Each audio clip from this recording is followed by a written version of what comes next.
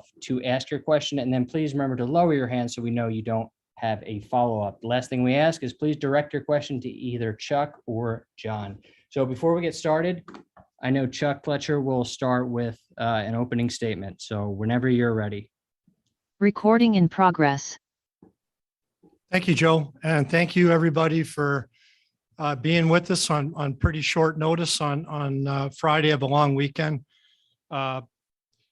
We are very proud and honored to introduce John Tortorella as the 23rd head coach in Flyers history.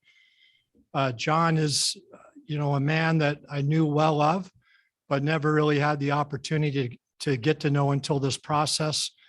And through a very lengthy process that started right at the conclusion of the regular season, we ended up interviewing 8 candidates.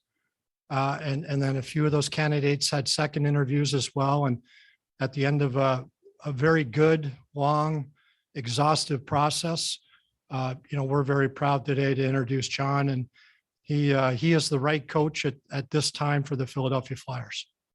So I know you guys have a lot of questions, and with that, we can get at it. Okay, we'll open up the floor for questions. Again, please use the raise hand function if you wish to ask either of them a question. Olivia Reiner, you're on with Chuck and John. Go ahead. Hi, John. Welcome. In the release that we received, you mentioned that from your first conversation with Chuck that you knew this was the right fit for you. What gave you the confidence that this was the opportunity for you? Yeah, I think you go into the process we went to, and as Chuck said, it was deep. A lot of questions in different areas about the person, about the game, about how to approach the game. And I just felt comfortable right from the get-go in my conversation with Chuck. I thought it was easy flowing. He was to the point. I just thought in my mind, and I hope Chuck feels the same way. I just felt so comfortable talking with him. It was like two guys talking hockey. And I've heard, I think coaches, when they go into this, they do their homework a little bit as general managers do on coaches. I do with the general manager. And I asked some questions of people that know Chuck. And I just received so much information, so much great information about just how good a guy and a good man that he is. And you can see that. I appreciated his honesty. I appreciated his willingness just to let me know how this was all going to work. It was going to be lengthy. And I just thought he was upfront with me right from the get-go. Charlie O'Connor, you're on with Chuck and John. Go ahead. Yeah, this is for John. Welcome to Philadelphia, John. Thank you, Charlie. Obviously, with your track record, you're not maybe necessarily going to be interested in signing on to be the coach of a team that is facing a long rebuild. Obviously, the Flyers finished with the 4th worst record in hockey last year. What convinced you in your research about the team and also your conversations with Chuck that this team can turn things around quickly? Yeah, let's first talk about the emblem. As I told Chuck, I look at that emblem and guys, back in 2004, when we were fortunate enough, I was coaching Tampa, and we went through Philly to win a Stanley Cup, beating Philly in the conference finals. I remember telling my wife, and I told Chuck this story, man, that is a place I would love an opportunity to be and coach. The passion of the people, the building, everything about the city, it was really neat for me. And I remember when my first meeting with Chuck, when we started this, he wore a short shirt with the emblem. And I said, man, that's where I want to be. That's an opportunity that I have right now as I speak with you. And I know Chuck wants to get going here and turn it around. I am not going to critique anything that's happened before. I know it's been a little bit of a struggle. I think Chuck and I spoke the same language and how we get this fixed quickly. And it was really intriguing to me. And it did nothing but enhance my interest as I went through the process with Chuck and the other guys asking questions as far as what they want this team to be what they want the standard to be. And guys, I couldn't be more excited about being part of the Philadelphia Flyers. It may sound a little silly, but even when I was coaching other teams, I've always thought about that city. I've always thought about that team, about hoping to have an opportunity along the way. Follow up, Charlie? Yeah, this question would be for Chuck. Chuck, you mentioned in your opening statement that you felt that John was the right coach at this time for the Flyers. Would you be able to elaborate on what made you believe that he is the right coach at this time for this team? Yeah, well, first of all, when we started this process, we put together, an ideal candidate profile, we called it. We worked with an outside search firm to set the process up and to make it a formal search process, which is something I don't know that has happened a lot in our industry. It's pretty typical, I think, in corporate America.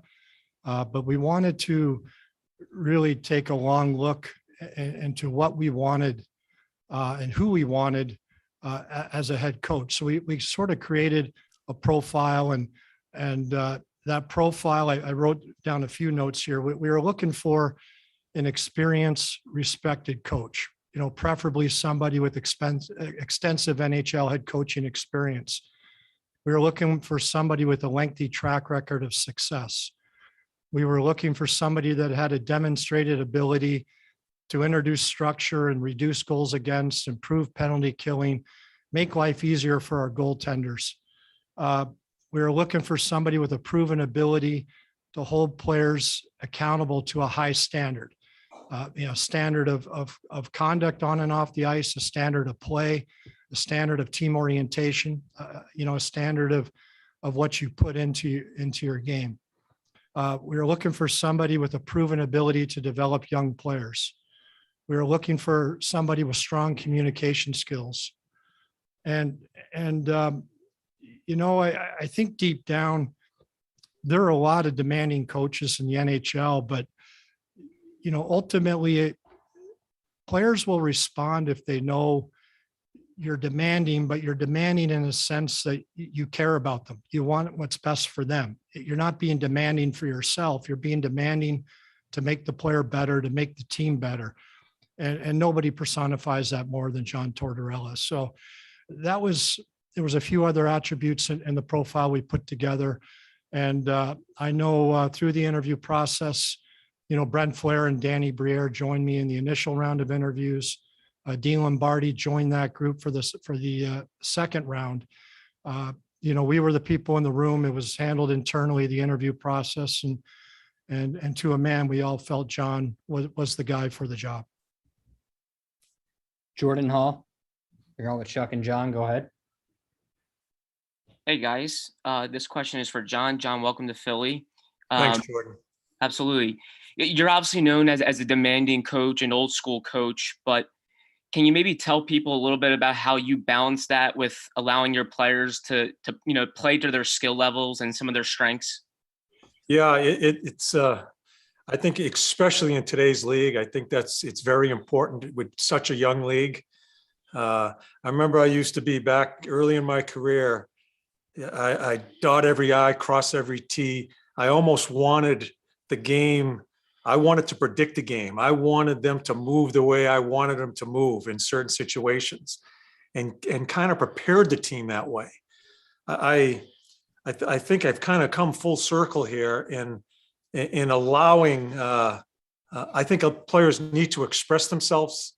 You need structure. I think one of the most important attributes of a head coach is to define and teach the structure away from the puck. And I work at that. And I kind of get coined as that defensive guy. You can coin me any way you want. You can say what you want about me. That's a huge part of winning, as you see in the playoffs right now, as you listen to some of the players talking about it in the playoffs right now. It's a huge part of being who you want to be. And I think it really develops a standard of being a hard team to play against. On the other side of that, it is, I think you have to get out of the way. I do think we overcoach at times.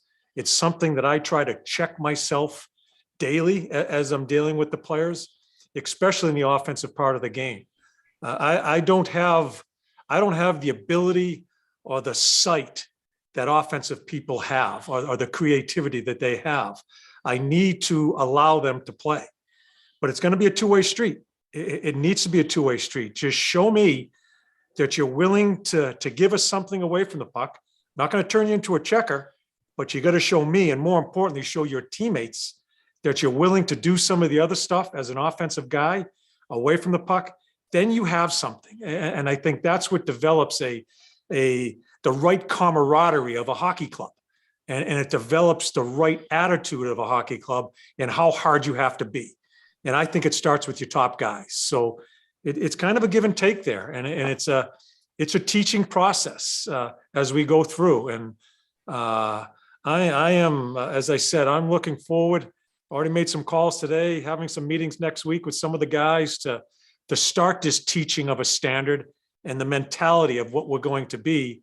And it'll be a conversation. It's going to be a back and forth conversation because I want to learn about them as they will learn about me. Anthony Sanfilippo, you're on with Chuck and John. Go ahead. Yeah, hi, this question is for John. John, welcome to Philly. Thanks, Anthony. I went back and listened to your introductory press conference in Columbus back in, I guess it was 2015, 16, whatever year it was. And one of the things you were just talking about this, we touched on this briefly with Jordan, but you talked about wanting to listen to the players more and see what it's like. Is the difference between today's player and maybe the players that you were coaching back in 2004 when you won the cup, that they just need they want to be heard and need an explanation? And is that something that you've kind of had to adapt the way you treat them and work with them? Yes, absolutely, Anthony. It's a great question because I think it's the evolution of a coach. I know we've talked, Mike Sullivan and I have talked a lot about this question, this subject you're talking about. And it needs to be a two-way street. It needs to be, I think coaches get tunnel vision sometimes. Hey, listen, I'm one of them. That's where we have to check ourselves a little bit. And even though you want to maybe kind of jump in a conversation, maybe just stop for a couple of minutes and continue to listen. I do think the young athlete, it's a different athlete right now. That's a huge part of a coach's responsibility, is to work with the different athletes as you go through. As long as I've been in the league, I've seen it go up and down and different avenues as what the athletes are. So we have to make that adjustment.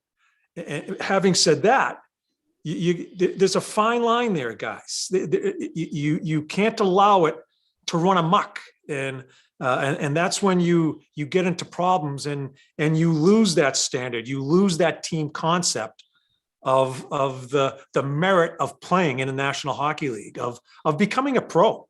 That's basically what we're talking about here, is going through these conversations, going through these teaching situations, and developing a pro.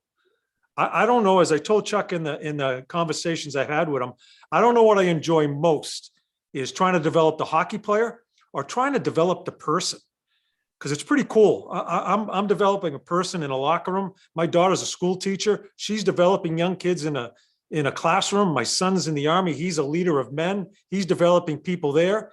But it's all the same thing, as trying to develop the people. And we have to make changes as coaches, as athletes are different. And I'm looking forward to listening.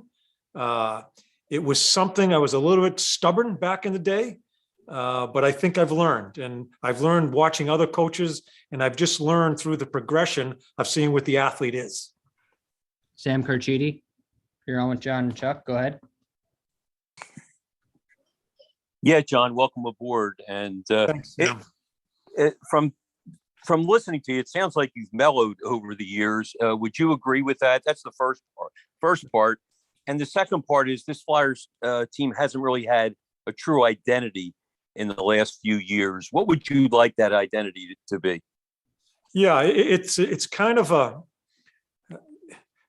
there's a lot of things that come into identity. I think the number one responsibility for me, I think, going in here is to listen, to meet the players, and we're going to start that next week, to listen, understand them a little bit. I do think, I'll be honest with you, I think it takes a little time for the players to understand me. I want to go through that process with them. And then you start getting into the teaching of the game. And I do believe the first thing as far as on ice that I need to attack is the play away from the puck. I think we need to give Carter a little bit more support as far as how we play around him, allow him to really get himself into the National Hockey League. He's 23 as a goalie. And I'm not making any criticisms as prior play, but this is how you go about it. And that's when you're teaching that part, Sam, that's when so many different avenues come into play in teaching what your identity is. That bottom line is, I want the team to be harder. I think we need to present ourselves, look harder, coming off the bus, coming into buildings. I want other teams to say, you know what, we got our hands full tonight. You know, all the things that come with that starts with teaching with play away from the puck. And we'll go through some experiences as you go through it. And that's when you start becoming who you are. And the trick for the coaching staff is to get individuals to do that. And then you get them to join in as a team. And that's when you have a group of men that, you know, when you go in that locker room, there's belief and there's some hardness. We got to get some skin. We've got to grow some skin. And it goes through a lot of these different experiences that we'll go through as we start our camp. Follow up, Sam? Yeah. Do you see this, John, as a rebuilding year, or do you see it as a year where you can be a playoff contender and maybe beyond? I don't make predictions, Sam. I'm not going there. I did that early in my career and it just backfired. And I'm not going there. You know what I see this as? I see this as I'm one fortunate guy that went through the process with Chuck. The Philadelphia Flyers chose me to run that team. I'm going to go in there and run that team the way I think I should. I'm looking to try to win games. I'm trying to get our team ready to be the right people, the right pros, and play as a team. And then we'll take it one day at a time. I'm not going to look ahead. I'm going to focus on just an unbelievable opportunity I have to coach with that emblem. Adam Kimelman, you're on with Chuck and John. Go ahead. Yeah, hi. This is questions for John. Welcome to Philadelphia, John. You had the perspective of being able to watch this team on TV. You've coached against a number of these players. I'm curious, is there anybody on this group that you're most looking forward to working with that you haven't worked in the past, that you're just intrigued by what you can learn from them from being around them on a day-to-day basis? You know, I don't have any one particular guy, Adam, because I know Cam. I coached him for 4 or 5 years. I don't know a lot of other guys. I'm looking I want them to talk to me as we go through the summer meetings with them. I want to try to get an idea. You guys can tell me who they are. Chuck can tell me who they are. I need to see it. I need to experience them sitting down off season. I need to see it in practice. I need to see it maybe in some conflict along the way, as we may have a disagreement or two along the way, and see who they are, and coach them accordingly that way. So I'm not gonna pick out one guy because I don't know a lot of the players, and I'm looking for the opportunity for me to get to know them and them to get to know me, and then let's get at it. And as you said, I kind of get put in a box. I'm gonna coach hard, but I'm always going to be fair with these guys, and they will have total honesty from me. They're going to know where they stand each and every day. And I think that enhances communication and it enhances honesty coming from the player also. And that's how we're going to approach it. Bill Meltzer, you're on with Chuck and John. Go ahead. Yeah, first of all, welcome aboard, John. But I guess my first question is, do you have a timetable for setting up your assistant coaching staff, and what are the attributes you look in putting together a staff, you and Chuck? Yeah, Chuck and I are going to do this together. We talked about this Thursday, and we both have a list. I asked Chuck for his help. We're certainly, I'm not going to get into a lot of the conversation, but we're certainly looking for, we want to get a guy that's going to help us on our power play. I think a lot of teams look for that guy. I know Chuck and I were throwing names around when I was with him the other day. that's ongoing right now. We're just starting. I mean, I'm kind of swimming upstream here and just trying to get after meeting with Chuck, getting things done, meeting with you guys. We're going to get to that. I'm going to be in the office there for a few days next week, and we'll have more conversations about that. But certainly, I'll give you that. I'd like to couple a power play guy into a coach that can also be with an offensive guy and help him along the way, maybe individually with tape. I mean, who the hell am I to sit down with an offensive guy that sees the ice the way these guys do and try to communicate that with him? I want some help there, and I want some guy to help us with our power play in that way too. So we'll get together and go through that process. Follow up, Bill? Yes, I do. John, when we had exit day with the players, kind of the beginning of the process of hiring a coach, Cam Atkinson was talking about things that he had learned from you in Columbus, the importance of practice and preparation, taking the way you practice into the way you play in games, just a general attitude and demeanor of professionalism. So my question to you is, you talked about watching players grow, not just as on the ice, but as people. How did you see Cam, grow as a hockey player and I guess as a person as well over your years together? Yeah, when I first got there, Cam was being sat out. And I'm not sure what happened. It was 8 games into a season. I'm not sure what happened, but when I first, Cam was stubborn. I like his stubbornness. I think players of that quality, of what he has to do in the size that he is, and what he has to do as a player in the National Hockey League and be a top-notch player like he is, you got to have that stubbornness. So we went back and forth, and it took us a while because I asked for more. I think Cam was comfortable coming to practice and practicing. If you come to practice and practice, you didn't do your work. You come to practice and you be ready to practice. You have a readiness about you. And I think that it comes off of how leadership presents themselves in the locker room on a practice day. And it took us a little while for a number of guys in Columbus to understand you're not just going to practice to get through it. We're going to practice for a purpose, and we're going to go hard. And so Cam and I went through a number of different roads and sat Cam out a few times along the way. But I look at that guy now and what he's become, how hard he plays, how he's grown as a leader, and has grown as a person. I'm very fortunate to have spent some time with him, and I kind of rely on him sometimes. I relied on him in Columbus as your relationship changes. As a coach, you have to remember, you put them through the paces and they grow, show them a little respect. You need to back off and allow them to maybe help you a little bit. And I think that's where Cam and I are now in our relationship, and family man. And I couldn't be prouder of him. Dan Gelston, you're on with John and Chuck. Go ahead. How you doing? Hey, Dan. So earlier you said Chuck and I spoke the same language and how we can get this fixed quickly. And from someone who's covered the team, watched the team, I'm not really sure how are you going to do that? How are you going to fix them quickly? And I guess, what is your definition of quick? Well, so as far as the team, I'm going to coach the team with the time frame. You guys aren't going to get me into that corner of saying we're going to do this, we're going to do that. I am going to coach that team hard right away. It's going to be a very difficult camp, a high volume of skating. They will be told about this during the summer here, as far as how we're going to approach this. I guess that's what I'm saying to you. We're attacking it. It's not going to be, I guess it's a rebuild, a retool, whatever language that's used.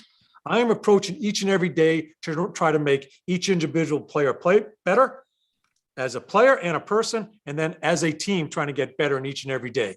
That will take care of the time frame. Wherever it goes, it goes. But I'm not going to calmly go about it in, all right, let's just back them off a little bit. We still have some struggles in this area here. And because we had a tough year let's just try to grow very slowly. We're going at it. And the speed of it will be whatever happens with it. What I'm telling you, Dan, is I am just going at it as quickly as I can to try to make us the best we can be, especially away from the puck when we first start the season. And a quick follow-up. You mentioned that you've changed a bit in your approach sometimes through the years, but do you feel like when your tenures have it's because you've gone too hard, or your approach has people have stopped listening, or no, that's what you guys talk about. I don't think that at all. I know my players. I do, and listen, it's really none of my business what people think of me. I've been coined a lot of different things along the way here, and that I'm a short-term coach where I've coached one team 5 years, another team 6 years, another team 5 years. It's to me, it's a myth. It's something people like talking about because I think you see things on the screen sometimes as far as my interactions with some players. I feel very confident. If you talk to some of the players that people think I ran out, I'm very confident you'd have an interesting answer to your question. Wayne Fish, you're on with Chuck and John. Go ahead. Hi, John. Welcome to Philadelphia. Thanks, Wayne. On a lighter note, there's a strong connection here with Boston, and I'm wondering if perhaps this opportunity might afford itself to a little kidding around with some of the players that you know from the Boston area. I'm not sure what you're asking me, Wayne. Well, in other words, you guys like Kevin Hayes, Cam, they all have this in origin and sort of like speak the language of Boston. Can that help us? Connection there? Yeah, with Cam's down the street from me here out in New York, out in Connecticut now, and with Hazy, Kevin was one of my first calls today when I got back from Philly. He was one of my first calls today. I'm trying to meet with him, whether we meet in Boston or meet in Philly. I don't know him that well, Wayne. I hear great things about the type of person he is. He's very likable. Obviously had some family situations along the way here.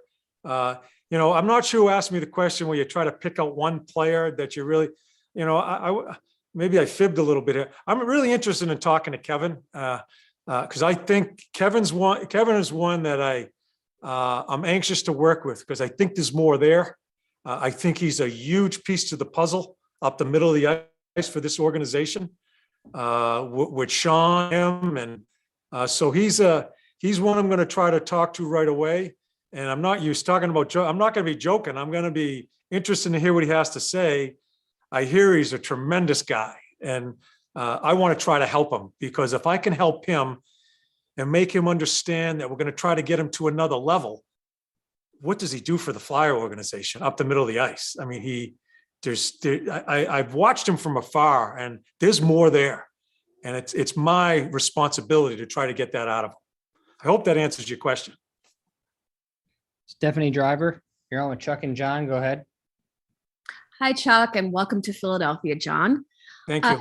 So the interview process is just as much about you interviewing the Flyers as it is them interviewing you. What is it about this team and this organization that really got you excited about taking this job? Yeah, and Chuck was, Chuck was fantastic in allowing me to ask questions. Again, I'm pretty inexperienced in the interview process. I really haven't interviewed a whole bunch in my career, and I wasn't sure what to expect. And I had questions. He was fan. Even when we met Thursday, I had a number of questions, and I thought we had a great conversation about a lot of things moving ahead here. So I think that's really important. You talk about coaches and players. I think it's the same thing with general managers and coaches. I think it's a huge part of success is being able to communicate with one another, and he allowed that. So I was really it was fun for me. I loved the conversation because, hey, I've been out here, with horses and dogs. I've been shoveling a lot of shit out here for the past 8 or 9 months. Excuse my language, but I wanted to talk hockey, and it was a blast to talk hockey with those guys. And now I feel so very fortunate that I'm going to be part of the Philadelphia Flyer organization. To answer your question, it's the Philadelphia Flyers. That's all I need to say. It's something that I have a tremendous amount of respect for the organization, and I couldn't be happier to be part of it. Excuse my language. I'm sorry. Follow up, Stephanie? Yeah, absolutely. Looking at the other side of that, was there anything that gave you pause about whether it's the roster or the organization, anything that you took a look at and was like, this is something that I would like to change right away? No, hey, I'm not going to sit here and say that we're going to be Stanley Cup contenders next year. I get that. I know there's some work to do, but having said that, I know there's some work to do. That's what I want to do. That's what coaches do. I'm looking forward to the challenge. And as I started with my research on Chuck, and as we've grown a little bit here, getting to know one another, I'm really interested to do it with him. And yeah, so I'm not afraid of what people are saying about the team. I get it's out there. It fuels me. It does. It fuels me as far as some of the predictions or some of the thoughts about what's going on with the team, what went on with the process with us. That just fuels me. And I'm looking forward to getting to the bunker in that locker room with all the Flyers and get about our business. Joe Fordyce, you're on with Chuck and John. Go ahead. Hi, John. Welcome to Philadelphia. Thanks, Joe. I'm fortunate enough to work with one of your former players, Scott Hartnell, and I've talked to him a bunch about what it was like, his experience playing with you. And he talked about the culture that you instilled in Columbus from top to bottom, whether it be equipment guys, trainers, coaches, whatever the case may be, and of course the players. I'm wondering if you view this as a situation with the Flyers where they need a little bit of a shakeup in terms of the culture. Yes. Yeah. And again, that's not a criticism, but it's what if we want to get to growing and be who we want to be, that organization that people look at as a standard. Yeah. The culture has to change. You know what, Joe? Culture, accountability, all those words, they're really cool summertime words. People like saying those things during the summer. I think us as coaches, when we get the job, it's about the culture, changing the account, all that stuff. Really easy to say, really difficult to do. That's an everyday process. That's a process that I can't let things go in certain situations on a Tuesday. And I say, you know what? It's been a long day. I'll get that Wednesday. No, because something else is going to happen Wednesday, probably. I think that's the type of the discipline I think a coach needs to get the culture. I hate using the word. I just call it standard. I want our guys to be proud of themselves. I want you guys, I want our fans to be proud of us, how we look, how we present ourselves, how we attack the game, how we handle situations in the blue paint. If you're talking about on the ice, how we stick up for one another in certain situations. I want people to feel proud of that. And that's when you get the camaraderie. When Kevin Hayes goes out there and blocks a shot at a huge time in the game, what does that do for your bench? You know, those are all situations that come into play to get your team to be what you want them to be. And then when you get there, when you go in the room, you feel it. You can feel it. And there's not a cooler feeling in the world from a coach's point of view going into a locker room and know there's belief there and that they care about one another and they're going to do the things they need to do to be that hard Philadelphia Flyer team. Okay, we have time for a few more questions. Ariel Melendez, you're on with Chuck and John. Go ahead. Hey, John. Welcome to Philadelphia. Thanks, Ariel. We've kind of talked about a lot of your former players, Cam Atkinson, Scott Hartnell, and a lot of these guys, as we've seen, say you're a tough guy to play for in the moment, but afterwards, when you're gone or whether they've moved on, they're like, you know what? He did a lot. He really helped me. Kind of in your eyes, what do you think that relationship has been like between you and the players that's kind of allowed them to kind of grow and be like, you know what? He really did something for me. Yeah, it's a great question, Ariel. And I think someone else is asking questions about running people out of teams and stuff like that. I'm not in the business to embarrass people. I'm not in the business to run people out of organizations. I'm in the business, and I'll tell you all right now, my job is to push athletes to levels that they're not used to getting to.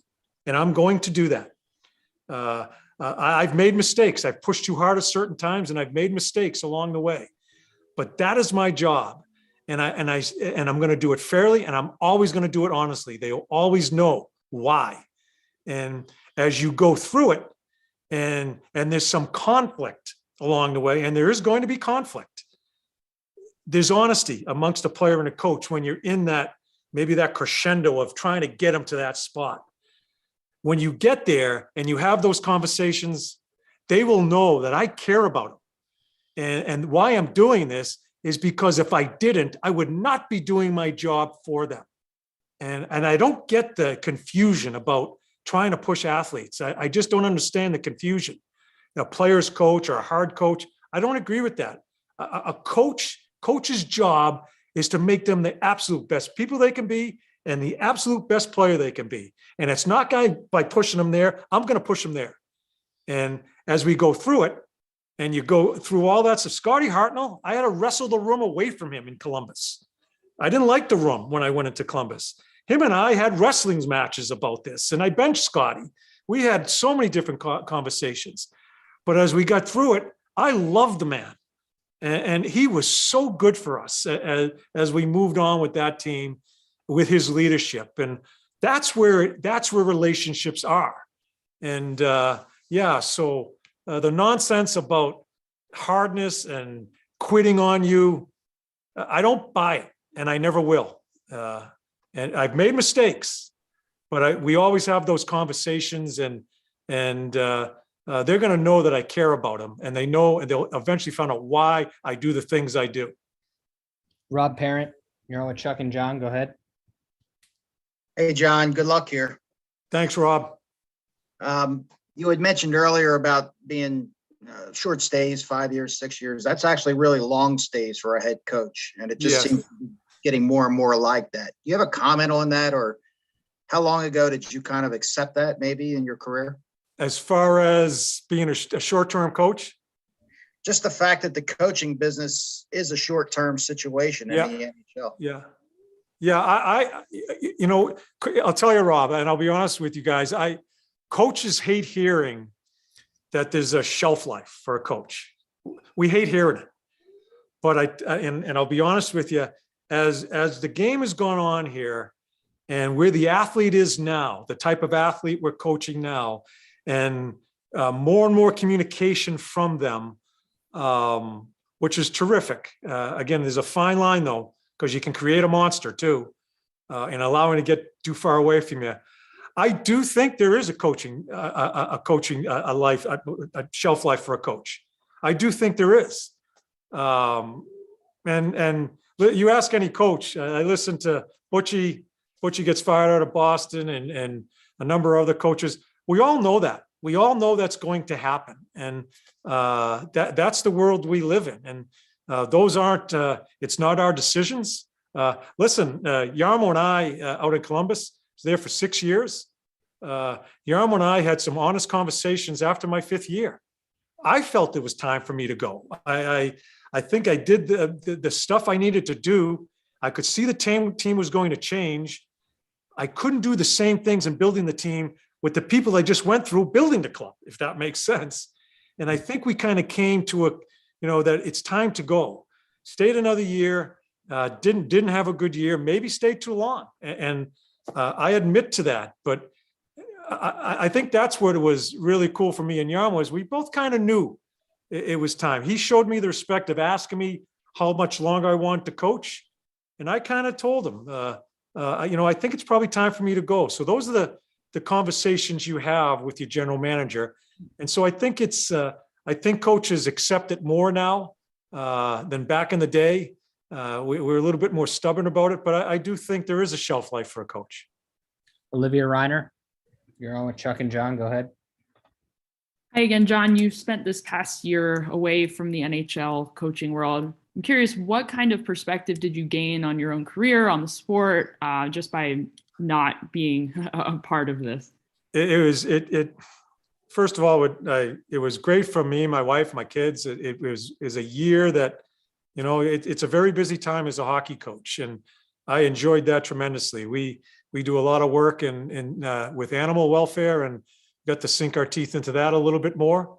But what I did, I was very fortunate to work at ESPN for a little bit, and it gave me a chance to step back. I got to listen to other coaches after games, what they're talking about.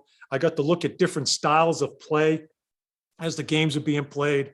I got to listen to players, how they interview and what they're saying. I learned a lot. I did. And especially watching how other coaches handle themselves. I think you need to, you can't be someone else. You need to have your own personality. But I learned a lot from listening to other coaches talk about the team and what they're looking for. You know, this couples kind of with analytics. I think we get blinders on as coaches. I think analytics is it helped me kind of verify some things are going really well with the team. I thought they were, but that really verifies it. But it also helps you see, you know, crap, we kind of missed this. And the numbers show that to me.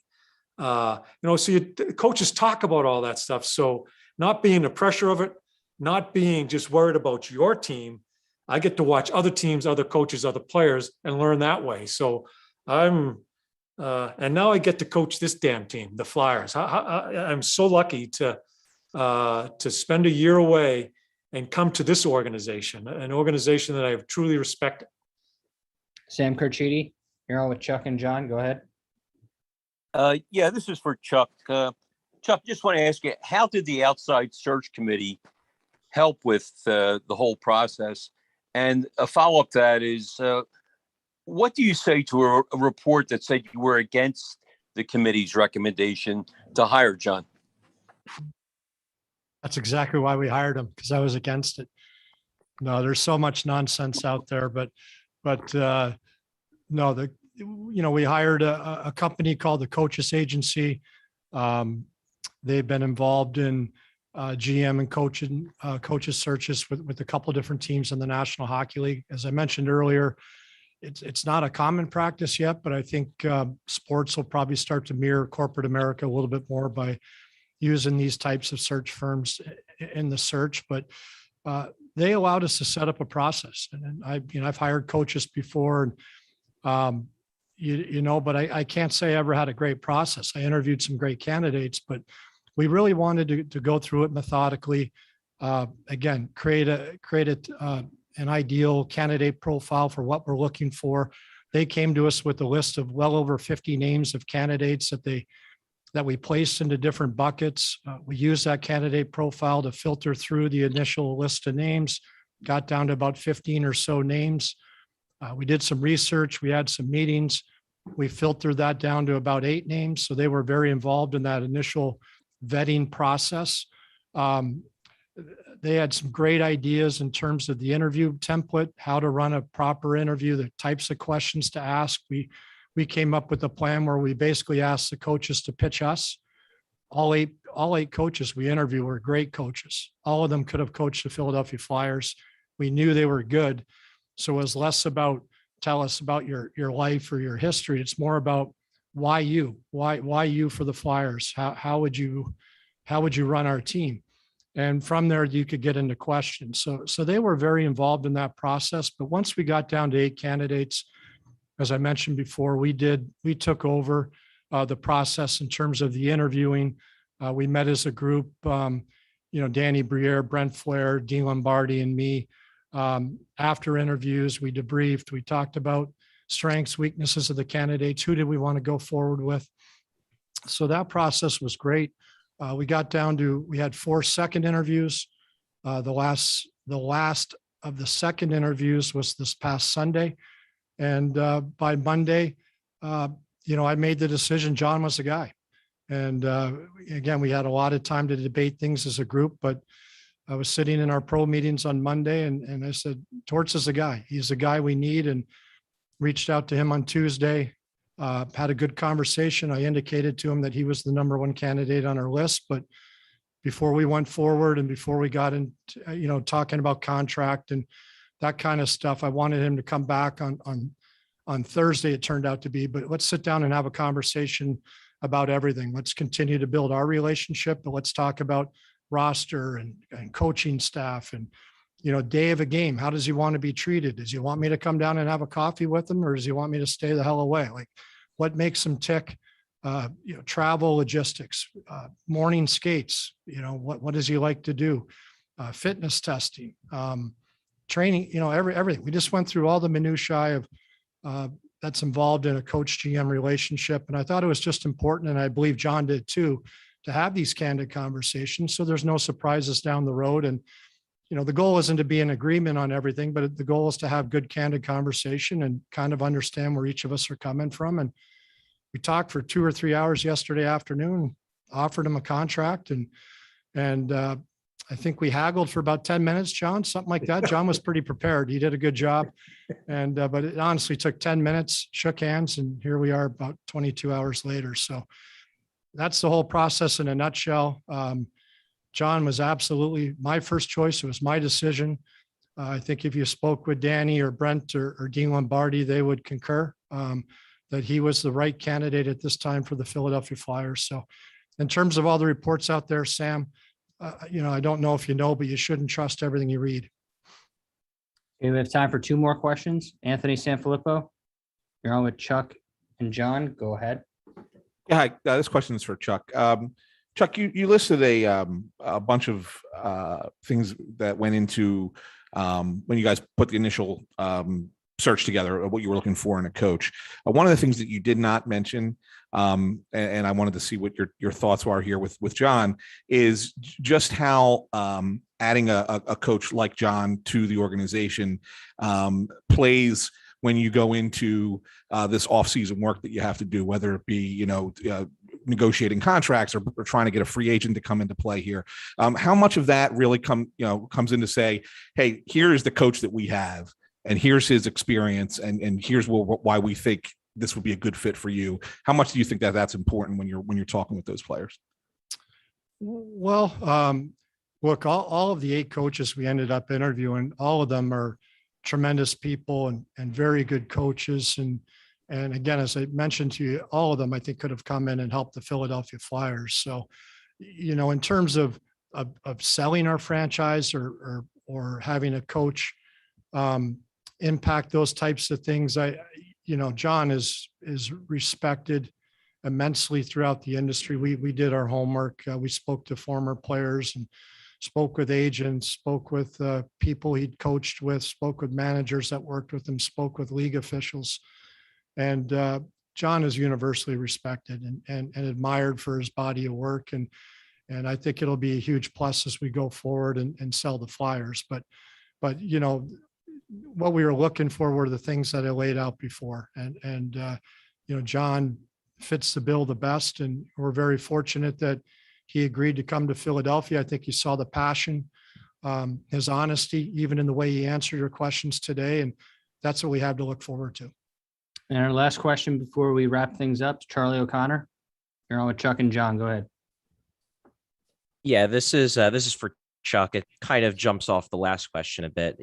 Obviously you've been working on not just the coaching search, but also your plan for the offseason. And you didn't necessarily know going into the offseason who the coach was going to be.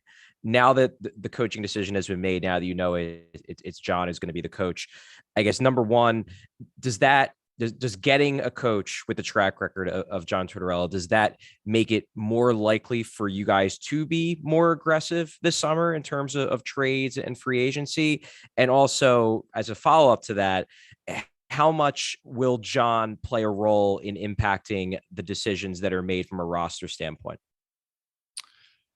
Well, look, as for the off season, as I mentioned before, we're going to try to be aggressive in improving our team. We're going to look at every avenue to get better. We live in a cap world, so that certainly creates some challenges for every team. And fortunately, we're not quite as hamstrung as several teams that have real challenges. But that's the reality of the world we look in. But we're going to look at trades. We're going to look at free agency. Clearly, we're going to have some young players that are going to have an opportunity to earn a spot on our team. As I mentioned before, John's track record of developing young players is really impressive and a really important part of why he's here now. So, but John, like every coach I've worked with, it's a collaborative process. I think it's really important to get their vision on the type of roster they want to coach. I mean, ultimately, it's my decision, but every manager takes into account how a coach wants to have a roster, the ideal composition of your bottom six or whatever it may be. So clearly there's going to be a lot of communication as we build this together, but we're going to still aggressively look at every way to get better. And as John has spoken to a lot today, really we have to look inside here too. There's a lot of things we can do to improve what we have and to improve the standards that we hold ourselves to get in better shape, to defend better, everything. There's so many ways that we're excited to look into it and find ways to get better. Okay, Chuck, John, thank you very much for your time today. John, welcome to Philadelphia. Thank you. And Thank you. That wraps things up for the press conference for today. The link sent out earlier will have a video and audio of this press conference should you need it. Thanks, everyone. Have a good day. Thank you. Recording stopped.